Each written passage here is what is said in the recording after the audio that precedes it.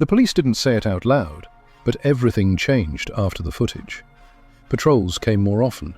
Unmarked cars lingered at the end of the street. They told me it was routine, but I could see it in the way they checked the hedges, the bins, the dark spaces between houses. Someone had crossed from hypothetical to real. 2 days later, they came back with a name. Jude Jacobs, the officer said, sliding a printed page across the table. American citizen, 32, entered the UK legally. My stomach sank. They'd found him through a mistake he'd made years earlier. Reused language patterns, old forum posts, a username that evolved but never quite changed. He'd been careful but not careful enough forever. He's been here longer than we thought, the officer continued. Almost 6 months. 6 months. That word again. He doesn't have a criminal record, she said. Not in the way you'd expect. No violence, no restraining orders. But there's a history of fixation. People disappearing from his life. Online communities he'd embed himself in, then quietly outlast.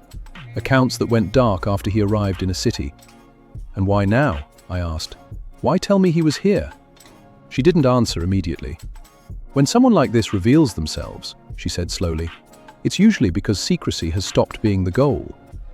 That night, the messages resumed. Different again, stripped of pretense. You know my name now. I didn't reply. Does that make me feel closer or make you feel safer? I checked the cameras compulsively. Nothing moved, no alerts. Then a new message appeared. I've been inside longer than you think. I stood up so fast the chair fell over. Every room was exactly how I'd left it. Doors locked, windows closed. But something felt adjusted, like the house had been handled. I checked the footage. Hours of nothing. Then, at 4:18 a.m., a gap.